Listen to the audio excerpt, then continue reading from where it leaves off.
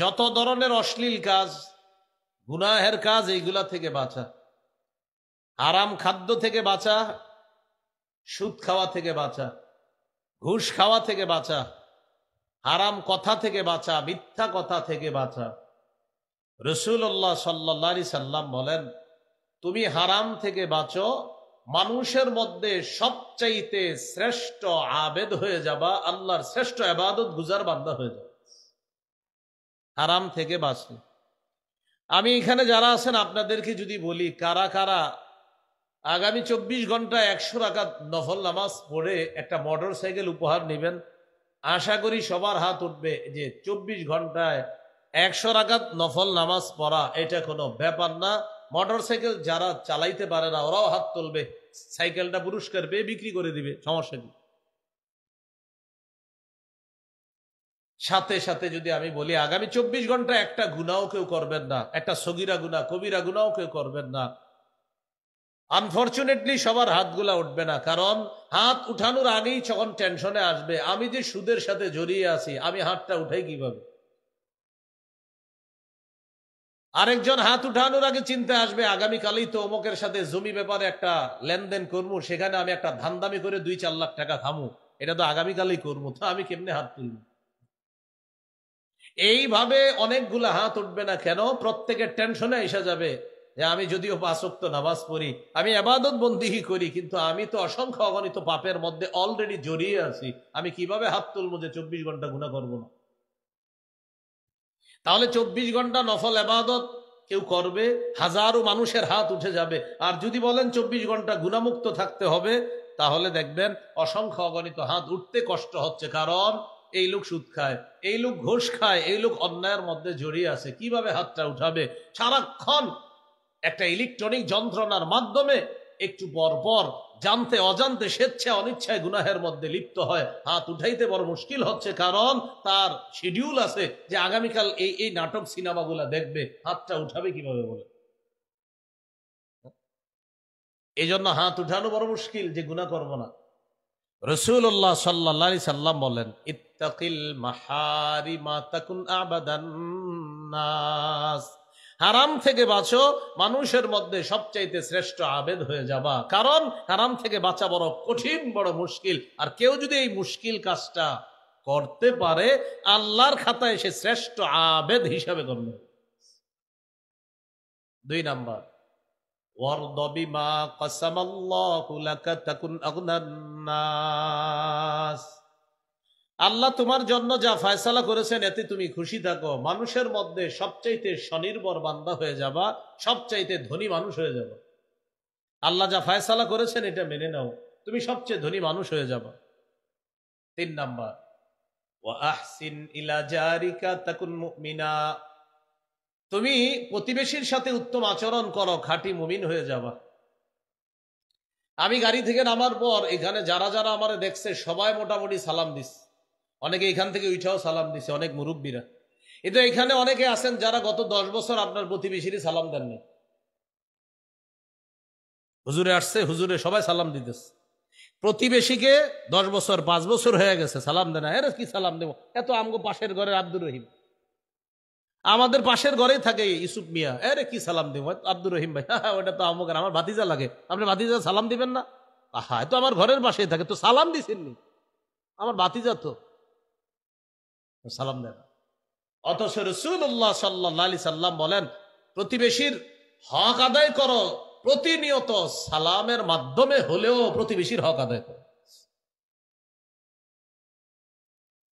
রাসূলুল্লাহ সাল্লাল্লাহু আলাইহি ওয়াসাল্লাম প্রতিবেশীর ব্যাপারে বলেন, জিবরিল আমিন আমাকে প্রতিবেশীর ব্যাপারে এত বেশি ওয়াজ করছে, নসিহত করছে, হাত্তা যারানতু আন্নাহু সাইওয়ারিসুহু, আমি চিন্তিত হয়ে গেলাম, না জানি কখন জিবরিল আমিন এসে বলে পড়ে আমাকে এই কথা বলে ফেলে যে এখন থেকে প্রতিবেশীকে মিরাজ দিতে হবে, এটা বলে নাই, বাকি আমি টেনশনে পড়ে গেলাম, না জানি জিবরিল আমিন এসে আমাকে এটা বলে ফেলে যে প্রতিবেশীকে মিরাজ দিতে হবে, এত বেশি প্রতিবেশীর কথা আমাকে জিবরিল আমিন বলছে।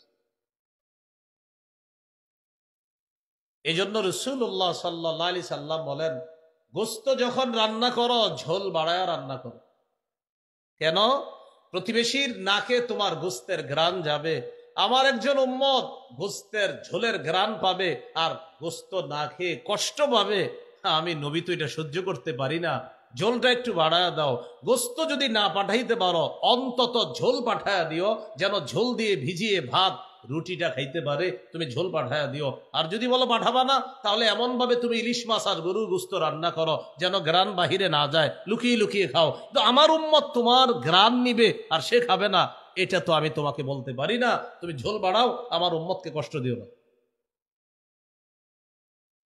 আব্দুল্লাহ ইবনে ওমর রাদিয়াল্লাহু তাআলা আনহুমার বর্ণনা দেখেন, কেউ যদি ফল কিনে ঘরে আসে, প্রতিবেশীর বাচ্চা ফলটা দেখছে, আপনি বাসায় আসার পর ফল কেটে আপনার বাচ্চার হাতে ফলটা একটা টুকরা দিয়ে দিলেন, বাচ্চা ফল নিয়ে বাহিরে গেছে দৌড়ায় দৌড়ায়। সাধারণত বাচ্চাদের হাতে ফল টল কিছু দিলে দৌড়ায় বাহিরে চলে যায়। আরেকজনের বাচ্চা আপনার বাচ্চার হাতে ফল দেখা কষ্ট পায়, ওর বাবা ফল আনছে, আমার আব্বা আনে নাই। আল্লাহ রসুল এটা বরদাস্ত করে না। আমার কোন উম্মতের শিশু সন্তান তোমার শিশু সন্তানের হাতে ফল দেখে না খেয়ে কষ্ট পাবে, এটা তো আমি নবী তোমাকে অনুমতি দিতে পারি না। হয়তো ফল লুকিয়ে লুকিয়ে খাও, আর যদি অন্যদেরকে দেখায় তুমি ফল ঘরে নাও, ফল প্রতিবেশীর জন্য পাঠাও। তাই তরমুজটা কিনে যখন ঘরে নিবেন, হয়তো কালো ব্যাগ দিয়ে নেন যেন কেউ না দেখে, আর যদি দেখায় নেন তাহলে পাঠায়া দেন। তো এই জন্য রাসূলুল্লাহ সাল্লাল্লাহু আলাইহি সাল্লাম বলেন, আহসিন ইলা জারিকা তাকুন মুমিনা, প্রতিবেশীর সাথে উত্তম আচরণ করো, খাঁটি মুমিন হয়ে যাবে। এ হলো 3 নাম্বার। এই যে বিল্ডিং বানাই আমরা, বিল্ডিং, এক হাদিসের মধ্যে আসছে বিল্ডিং যারা বানাবে, পাশের প্রতিবেশী যে আছে তার কাছে একটু বলে নিবে, ভাইজান আমি একটু বড় অট্টালিকা বানাবো, 2-3-4 তলা হবে, এটা আমি বানাবো, আপনি একটু মহব্বতের সাথে একটু খুশি থাকেন, আমি যে বিল্ডিংটা বানাবো। উনি বলবে আপনার জায়গায় আপনি বিল্ডিং বানাবেন, এতে আমার কি? তখন বলে দিবেন, হাদিসে আসছে আমার বিল্ডিং এ আপনার বাতাস বন্ধ হবে, আল্লাহ রসুলের কোন উম্মতের বাতাস বন্ধ হবে, এটা নবী নিষেধ করছেন, এই জন্য আপনার কাছে বলে দিলাম। প্রতিবেশীর হক আদায় করা, এটা 3 নাম্বার। 4 নাম্বার, ওয়াহিব্বা লিন্নাস মা তুহিব্বু লিনাফসিকা তাকুন মুসলিমা, তুমি মানুষের জন্য সেটাই পছন্দ করো যা নিজের জন্য পছন্দ করো, খাঁটি মুসলমান হয়ে যাবা। তুমি নিজের জন্য যা পছন্দ করো, মানুষের জন্য তা পছন্দ করো, খাঁটি মুসলমান হয়ে যাবা। আপনি রাস্তা দিয়ে হাঁটতেছেন, হাঁটতে হাঁটতে হঠাৎ একটা কলার সিল্কা আপনার পায়ে লাগলো, আপনি পিছলে পড়ে গেলেন, উপরে তাকায় দেখেন একটা জানালা খোলা, আপনার মাথায় আসলো নিশ্চিত এই জানালা থেকে কেউ কলা খেয়ে সিল্কাটা রাস্তায় ফেলেছে। আচ্ছা, এমনও তো হতে পারে কোন পথচারী কলা খাইতে খাইতে এখানে ফেলে দিছে, আপনি সন্দেহ করলেন এই বাড়িওয়ালাকে, সন্দেহ করার পর কলার সিল্কাটা বাড়ির দরজায় নিয়ে রেখে দিলেন। কেন? এই বাসার কয়েকজন এটার মধ্যে পিছল খাক, তারপর বুঝুক যে কলার সিল্কার মধ্যে পিছলে পড়ে যাওয়াটা কতটা কষ্টকর। আল্লাহ রসুলের হাদিস দ্বারা বোঝা যায় আপনি মুসলমানের পরিচয় দিলেন না এই কাজটা করে।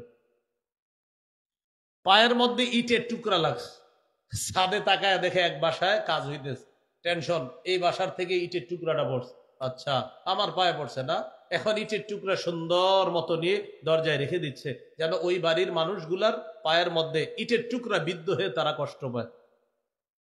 অথচ রাসূলুল্লাহ সাল্লাল্লাহু আলাইহি সাল্লাম বলেন, সহিহ বুখারীর বর্ণনা, কোন মুসলমান রাস্তা থেকে কষ্টদায়ক বস্তু যদি এই নিয়তে সরিয়ে দেয়, আমার কোন মুসলমান ভাই বোন যেন কষ্ট না পায়, গফারাল্লাহু লাহু মা তাকদ্দামা মিন যামবি, আল্লাহ তার আগের সব গুনাহ মাফ করে দেন।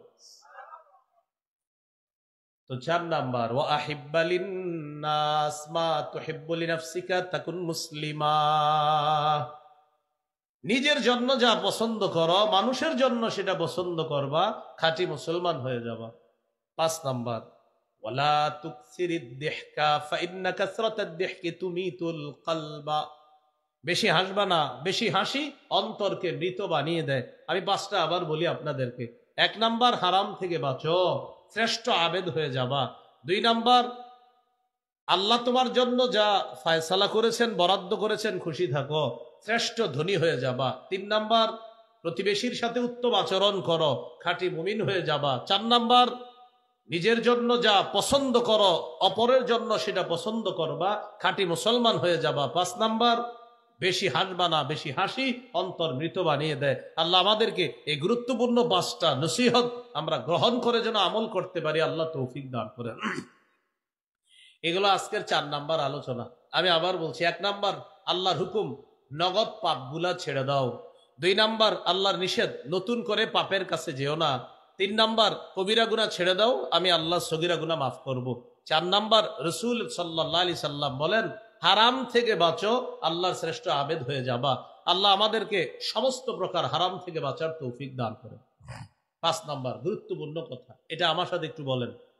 কখনো কোনো পাপ হয়ে গেলে সবার কাছে বলে বেড়াবো না, প্রয়োজনে কোনো আল্লাহওয়ালা বুজুর্গের কাছে বলবো, আত্মশুদ্ধির জন্য। সবার কাছে বলবো না। আপনার একটা পাপ হয় কিন্তু এটা আপনি ছাড়তে পারেন না, প্রয়োজনে কোনো আল্লাহওয়ালা বুজুর্গের কাছে বলতে পারেন। যেমন আজকের সভাপতি হুজুর, আল্লাহ তাআলা হযরতের ছায়া আমাদের উপর আরো দীর্ঘায়িত করেন। হুজুরকে যেন আমরা আবার আগের মতো দেখতে পাই। হুজুর মঞ্চে বৈশা 2-4টা কথা বললেই আমরা যারা কম বয়সে আমাদের মধ্যেও জোশ আসে। আল্লাহ তাআলা যেন হযরতের ছায়া আমাদের দেশের জন্য আরো অনেক লম্বা করে দেন।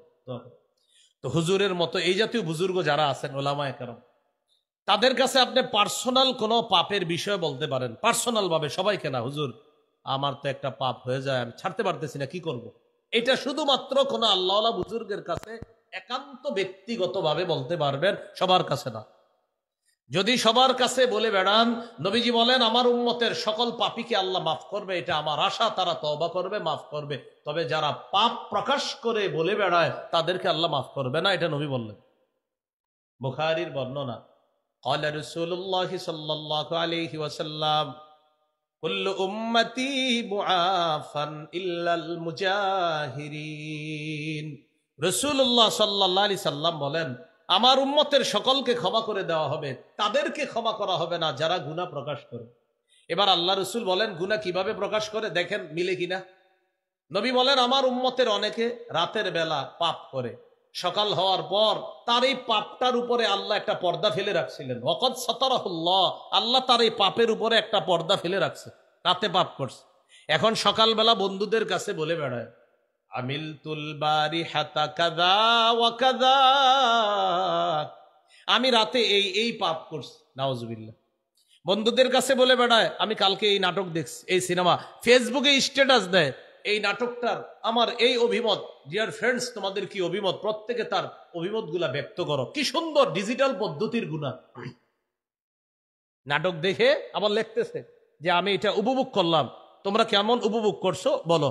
তখন রাত 3টা-4টার দিকে একটা স্ট্যাটাস দিয়ে ঘুমায়া যায়, ডিয়ার ফ্রেন্ডস আবার তোমাদের সাথে আবার আগামীকাল দেখা হবে, এটা বলে দেয় আর কি আপনার সি ইউ টুমরো ইত্যাদি একটা দিয়ে লিখে দিবে, কালকে দেখা হবে, আবার দেখা হচ্ছে। হজরত বিশাল বড় এক পোস্ট দিয়ে দিবে, 3টা-4টার দিকে পোস্ট দিয়ে।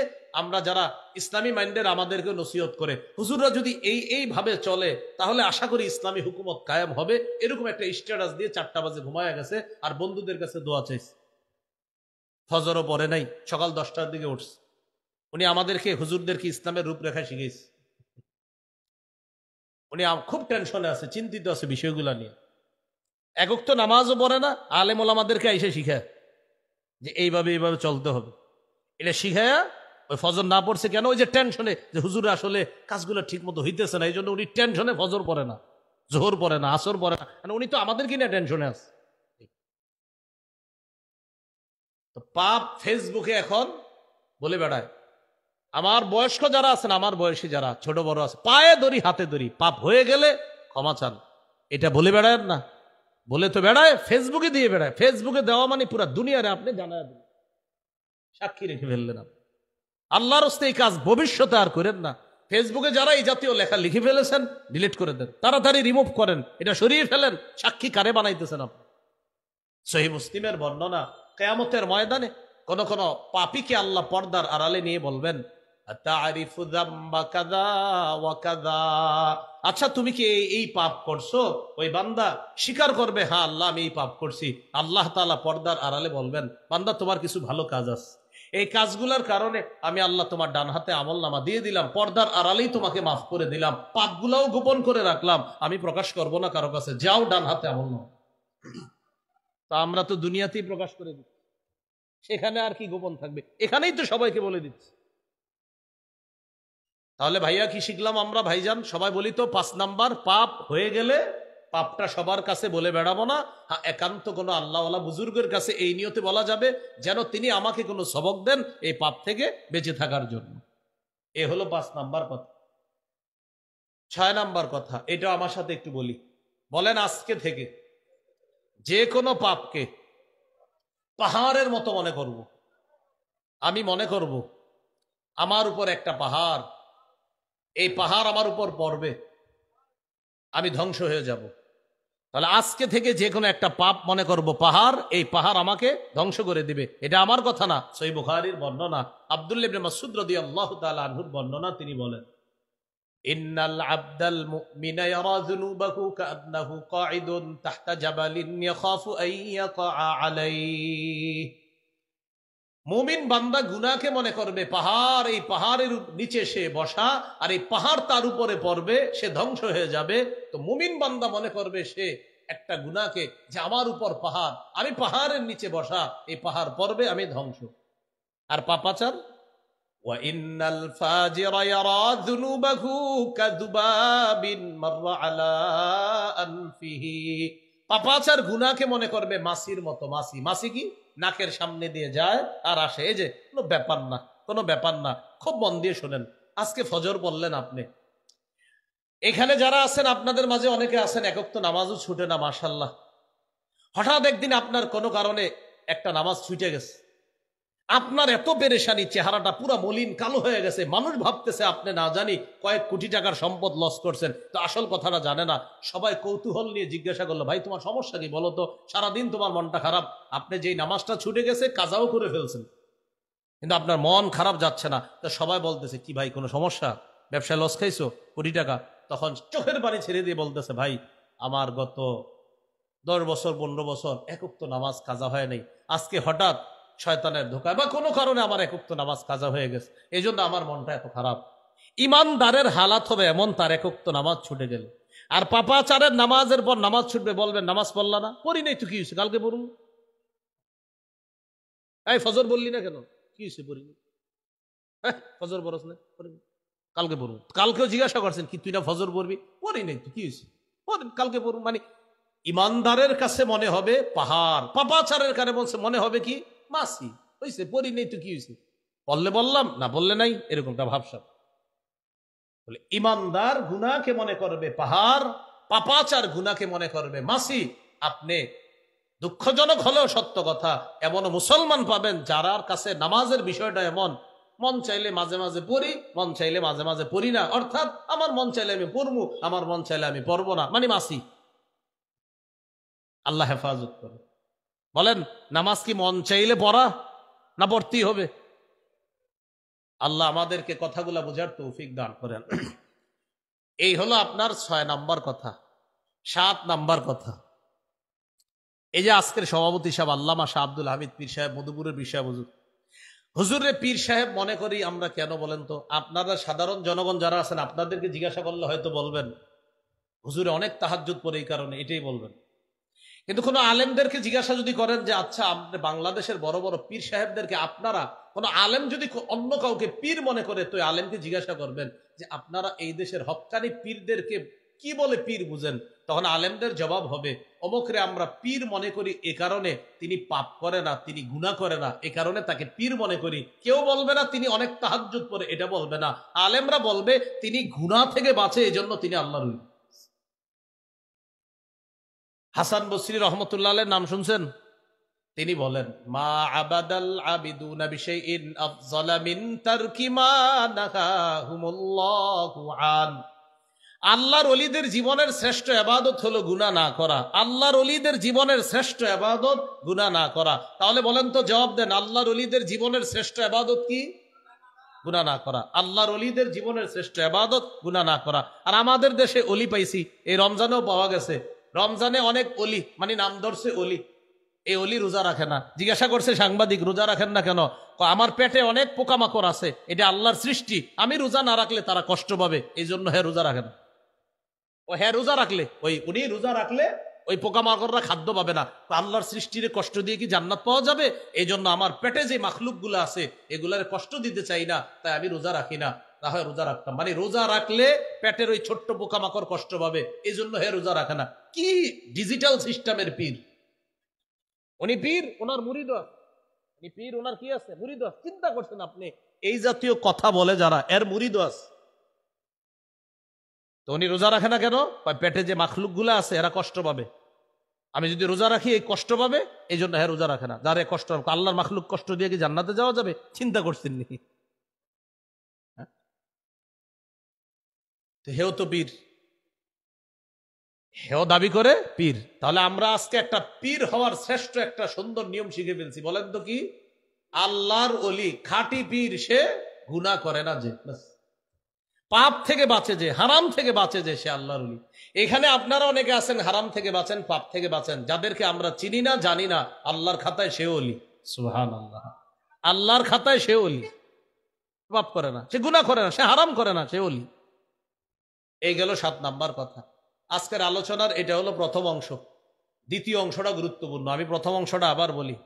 1 নাম্বার নগদ পাপ ছেড়ে দেওয়া। 2 নাম্বার নতুন করে পাপের কাছে না যাওয়া।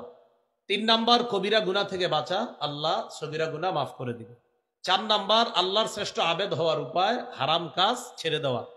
5 নাম্বার কখনো কোনো গুনাহ হয়ে গেলে সবার কাছে আমরা বলে বেড়াবো না, প্রয়োজনে একান্ত ব্যক্তিগত কোনো আল্লাহওয়ালা আলেম বা আমার মসজিদের ইমাম সাহেবরে আমি চুপে চুপে বিষয়টা জানাইতে পারি, আমি যেন এই গুনাহ থেকে বাঁচতে পারি, তিনি কোনো সবক দিবে।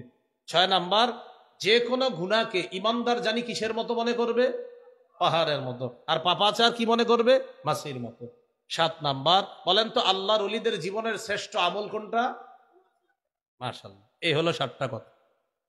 আজকের আলোচনার দ্বিতীয় অংশ, পাপ থেকে বাঁচার উপায়। এটা গুরুত্বপূর্ণ আলোচনা।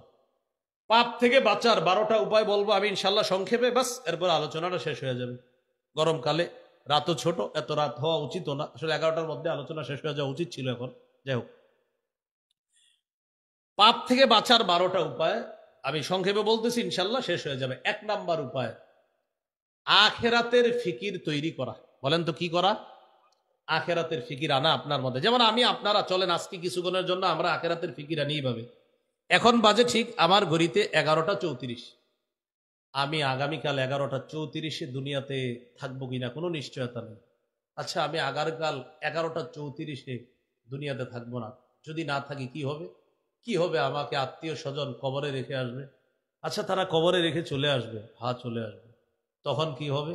কি হবে? কবরে ফেরেশতা আসবে, আইসা আমাকে বসাবে, বসানোর পর আমাকে প্রশ্ন করবে, জবাব দিতে হবে। উত্তর সঠিক হলে আমার কবরের জীবন সুখময় হবে, উত্তর যদি সঠিক না হয় আমার কবরের জীবনটা হবে খুব দুঃখের।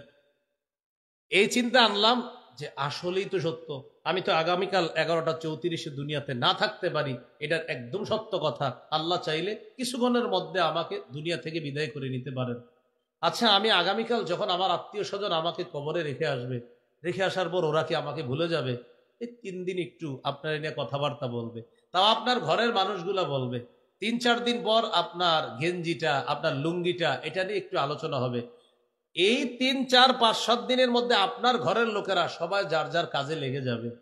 1 বছর পরে হয়তো আপনার একটু মনে করবে, হ ওই দিন মারা গেছিল। এর মাঝে কোথায় আপনি, কিসের আরিফ বিন হাবিব ছিলেন না ছিলেন কেউ মনেও করবে না। খালাস, আপনি নাই, শেষ আপনি। এখন আমাদের জীবন, ও তুমি কিছু টাকা কামাই করছিলে, এগুলা কোথায়? কোথায় এগুলা দুনিয়াতে রাখছো? এগুলো নিয়ে ঝগড়া চলতেছে, তুমি কবর।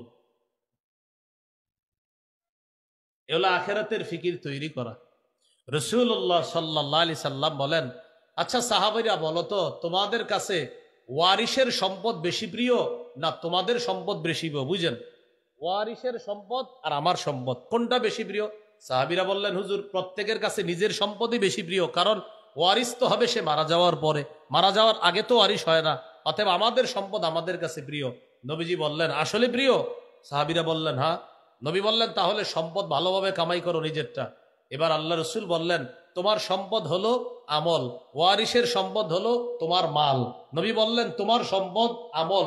তোমরাই বলছো তোমাদের কাছে নিজেদের সম্পদ প্রিয়, তোমাদের সম্পদ হলো আমল, ওয়ারিসের সম্পদ হলো তোমার মাল, আর তোমরাই বলছো তোমাদের সম্পদ বেশি প্রিয়, অতএব আমলটাই যেন বেশি প্রিয় হয়, কারণ কবরে তোমার সাথে আমল যাবে, মাল যাবে না, মাল ওয়ারিস পাবে। আর তোমরা বলছো ওয়ারিসের সম্পদের চেয়ে তোমাদেরটা বেশি প্রিয়, যেহেতু বেশি প্রিয় তো প্রিয় আমলটা বাড়ায়া দাও, এটাই তোমাদের সম্পদ, আর যেটা কামাই করতেছো এটা ওয়ারিসের সম্পদ।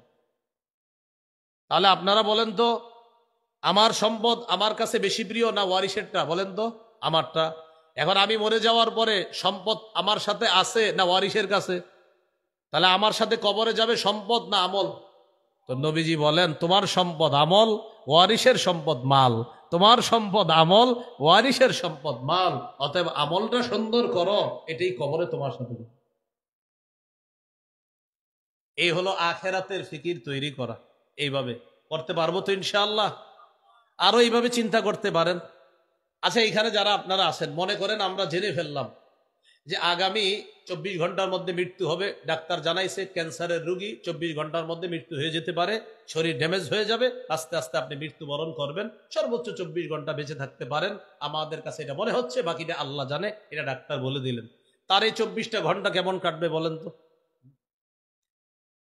এই এলাকার সব মানুষ যদি ওরে গালি দেয় কিচ্ছু বলবে না, পাল্টা দাও আরো গালি দেবে, চুপচাপ থাকবে, হাসি মুখে বরণ করে নেবে, কারণ আমি তো থাকবো না, ওরা আমারে গালি দিলে কি হবে। বাবা অনেক ধমকাবে, আব্বা আরো ধমকান। মা অনেক ধমকাবে, আম্মা শেষবারের মতো ধমকায় নেন, মনে মনে বলবে না কাউকে। তাহলে আপনি একটু চিন্তা করেন, এইভাবে বাস্তব বিষয় হলো আমরা মৃত্যুটাকে স্মরণ না করার কারণে আমাদের দ্বারা ভয়ঙ্কর ভয়ঙ্কর পাপ হয়ে যায়। তো বাস্তব কথা হলো একটু পরে যে আমার মৃত্যু হবে না এটার কোনো নিশ্চয়তা নাই, রব তো বলেই দিয়েছেন যে কোনো সময় মৃত্যু হবে, অতএব আমার প্রত্যেকটা মুহূর্ত প্রস্তুত থাকা উচিত। একটু পরে কিন্তু আমি থাকবো না, তাহলে এখন কোন নামাজে? আমি জোহর নামাজে আছি, আচ্ছা আমার জীবনের শেষ জোহর হতে পারে এটা, হ্যাঁ। আমি আসরে আছি, আচ্ছা আমার জীবনের শেষ আসর হতে পারে। মাগরিব পর্যন্ত বেঁচে গেলাম, ও আচ্ছা আমার জীবনের শেষ মাগরিব হতে পারে এটা। এশা পর্যন্ত বেঁচে গেলাম, আমার জীবনের শেষ এশার নামাজ হতে পারে এটা। ফজর পর্যন্ত আমি বেঁচে গেলাম, আমার জীবনের শেষ ফজরের নামাজ হতে পারে এটা। এইভাবে আখেরাতের ফিকির একটা দিন তৈরি করে দেখেন আপনি, আমি তো বলছি আপনার জীবনের শ্রেষ্ঠ দিন এটাই হবে। দেখবেন গুনাহ করাতে মন চাইবে না, আপনার ভিতরে অন্য ধরনের মানসিকতা তৈরি হয়ে যাবে, আপনার দ্বারা গুনাহ সহজে হবে না, কারণ আপনার ভিতরে টেনশন, আচ্ছা বাস্তবিক আমি কালকে মারা গেলে শেষ, এই মুহূর্তে আমি থাকবো না, আমার সবাই কবর দিয়ে দিবে, আমার এই গুনাহের কত মোবাইল ইত্যাদি সব যাবে না, না সব দুনিয়াতে থাকবে। টেনশনটা আনেন না আপনি, দেখেন একদিনের জন্য আপনার জীবন কত সুন্দর হয়। এ হলো এক নাম্বার, আখেরাতের ফিকির তৈরি করা। এই জন্য রাসূলুল্লাহ সাল্লাল্লাহু আলাইহি সাল্লাম বলেন, ফাআথিরু মা ইয়াবকা আলা মা ইয়াফনা, যা স্থায়ী হবে এটা প্রাধান্য দাও, যা ক্ষণস্থায়ী এটার উপর প্রাধান্য দাও, যা স্থায়ী হবে। বলেন দুনিয়ার জীবন স্থায়ী না আখেরাতের জীবন স্থায়ী? নবী বলেন তাহলে চিরস্থায়ী জীবনকে প্রাধান্য দাও ক্ষণস্থায়ী জীবনের উপর। তাহলে এক নাম্বার উপায় পাপ থেকে বাঁচার, আখেরাতের ফিকির অন্তরে তৈরি করা। 2 নাম্বার বলেন খাঁটি তওবা করা। কি করা? খাঁটি তওবা করা। সূরা তাহরিমের 8 নম্বর আয়াতে আল্লাহ বলেন, ইয়া আইয়ুহাল্লাযীনা আমানু তুবু ইলাল্লাহি তাওবাতান নাসুহা, হে ঈমানদারগণ তোমরা আল্লাহর কাছে খাঁটি তওবা করো। আসা রাব্বুকুম আইয়ুকাফফিরা আনকুম সাইয়্যাতিকুম, আশা করা যায় তোমাদের রব তোমাদের জীবনের সমস্ত গুনাহ মাফ করে দিবে। এখন কথা হলো খাঁটি তওবার কি শর্ত? মুখস্থ করে ফেলি, বলেন তওবার 4টি শর্ত। 1, অতীতের গুনাহ ছেড়ে দেওয়া। 2, অতীতের গুনাহের উপর অনুতপ্ত হওয়া। 3, প্রতিজ্ঞা করা ভবিষ্যতে এই গুনাহ আর করব না। আবার বলি, 1, অতীতের গুনাহ ছেড়ে দেওয়া। 2, অতীতের গুনাহের উপর অনুতপ্ত হওয়া। 3, দৃঢ় প্রতিজ্ঞা করা আমি ভবিষ্যতে জেনে বুঝে এই গুনাহ আর করব না। 4, আমার জিম্মায় কোন বান্দার হক থেকে থাকলে হক আদায় করে দেওয়া। কেননা বান্দার হক বান্দার কাছ থেকে আদায় করতে হবে, আল্লাহ মাফ করবে না। 4 নাম্বারটা গুরুত্বপূর্ণ, বান্দার হক থেকে থাকলে এটা আদায় করে দিতে হবে। তাহলে 2 নাম্বার গুনাহ মাফের উপায় খাঁটি তওবা করা। ইবনে মাজার হাদিস 4250 নম্বর হাদিস। عن عبد الله بن مسعود رضي الله تعالى عنه قال قال رسول الله صلى الله عليه وسلم التائب من الذنب كمن لا ذنب له। রাসূলুল্লাহ সাল্লাল্লাহু আলাইহি ওয়াসাল্লাম বলেন, গুনাহ থেকে তওবাকারী ব্যক্তি কামান তার মতো হয়ে যায়, লা যামবালা, যার কোনো গুনাহ নাই। গুনাহ থেকে তওবাকারী ব্যক্তি তার মতো হয়ে যায় যার কোনো গুনাহ নাই। তাহলে প্রিয় ভাইয়ারা, 2 নাম্বার খাঁটি তওবা করা। 3 নাম্বার, এটা আমরা আমল করি, বলেন ইস্তেগফার পড়া। আস্তাগফিরুল্লাহ আস্তাগফিরুল্লাহ। এই যে আস্তাগফিরুল্লাহ 2 বার বললাম, আমাদের গুনাহ ঝরে গেছে। সুবহানাল্লাহ। সূরা আলী ইমরানের 135 নম্বর আয়াতে আল্লাহ বলেন, ওয়াল্লাযীনা ইযা ফাআলু ফাহিশাতান আও যালামু আনফুসাহুম যাকারুল্লাহ ফাস্তাগফিরু লিযুনুবিহিম ওয়া মান ইয়াগফিরুয যুনুবা ইল্লাল্লাহ ওয়া লাম ইউসিররু আলা মা ফাআলু ওয়া হুম ইয়ালামুন। এই আয়াতে 4টা কথা। 1 নাম্বার, যাদের গুনাহ হয়ে যায়। 2 নাম্বার, সাথে সাথে আল্লাহকে স্মরণ করে। 3 নাম্বার, আল্লাহর কাছে ক্ষমা চায়। 4 নাম্বার, জেনে বুঝে ভবিষ্যতে এই গুনাহটা করে না। আল্লাহ বলেন, তো আমি আল্লাহ ছাড়া গুনাহ মাফ করার আছে কে? আমি তো মাফ করি। তাহলে 4টা বিষয় আয়াতে জানলাম। গুনাহ হয়ে গেল, সাথে সাথে আল্লাহকে স্মরণ করলাম, সাথে সাথে ক্ষমা চাইলাম, সাথে সাথে এই নিয়ত করে ফেলবো আমি এটা আর করব না। আল্লাহ বলেন, আমি আল্লাহ তোমার গুনাহগুলো মাফ করব। তাহলে ইস্তেগফার পড়া 3 নাম্বার উপায়। 4 নাম্বার, এটা বললে মনে থাকবে, বলেন ক্ষমা পাওয়ার আশায় বারবার আল্লাহর কাছে ক্ষমা চাওয়া। ক্ষমা পাওয়ার আশায় বারবার আল্লাহর কাছে ক্ষমা চাওয়া, এটা হলো 4 নাম্বার। আল্লাহ মাফ করেন, আল্লাহ মাফ করেন, আল্লাহ মাফ করে দেন, আল্লাহ মাফ করে দেন, আল্লাহ মাফ করে, এরকম বারবার বলে আল্লাহ মাফ করে দেন, আল্লাহ দেন না, আল্লাহ মাফ করে দেন, আল্লাহ আমার চেয়ে এরকম পাপী আর কেউ নাই, আল্লাহ আপনি ছাড়া তো আমার যাওয়ার জায়গাও নাই, মাবুদ দুনিয়ার মানুষ যদি আমার গুনাহ জানে কেউ আমাদের পরিচয় দিবে না, আমার সন্তান আমাকে বাবা বলে পরিচয় দিবে না, আল্লাহ মাফ করে দেন না। এইভাবে বারবার বলেন। দুনিয়ার রাশি রাশি বালু পরিমাণ গুনাহ যদি হয়, আল্লাহ তাআলা বলেন, লা আতাইতুকা বিকরাবিহা মাগফিরা, আমি রাশি রাশি বালু পরিমাণ ক্ষমা নিয়ে তোমাকে ক্ষমা করব। তিরমিজির হাদিস 3540 নম্বর হাদিস। এটা হাদিসে কুদসি। আল্লাহ তাআলা বলেন, ইয়া ইবনা আদম ইন্নাকা মা দাউতানি ওয়া রাজাউতানি গফারতু লাকা আলা মা কানা মিনকা ওয়ালা উবালি। হে আদম সন্তান, গুনাহ মাফের আশায় যতবার তুমি আমাকে ডাকো আমি ততবার তোমার ডাকে সাড়া দেই, তোমাকে মাফ করব। সহিহ মুসলিমের একটা হাদিস শোনায় আপনাদেরকে। এক বান্দার গুনাহ হয়ে গেছে, তো আল্লাহর কাছে ক্ষমা চাইছে। আল্লাহ ফেরেশতাদেরকে বলে, ও ফেরেশতারা, আমার বান্দার গুনাহ হয়ে গেছে। তারপর ও আমার কাছে মাফ চাইছে। কেন চাইছে জানো? আলিমা আন্না লাহু রব্বা, আমার বান্দা জানে ওর একজন রব আছে, ওই রব ইয়াগফিরুয যামবা, গুনাহ মাফ করে দেয়। এই জন্য ও গুনাহ হওয়ার পর আমাকে ডাকছে। এই ফেরেশতারা শোনো, আমাকে কেন ডাকছে জানো? ও জানে ওকে মাফ করার মতো একজন রব আছে, তাই আমাকে ডাকছে। সাক্ষী থাকো, আমি আমার বান্দাকে মাফ করে দিই। মনে থাকবেন ইনশাআল্লাহ। এলো 4 নাম্বার। 5 নাম্বার, সর্বক্ষেত্রে রাসূল সাল্লাল্লাহু আলাইহি সাল্লামের আদর্শ বাস্তবায়ন করা।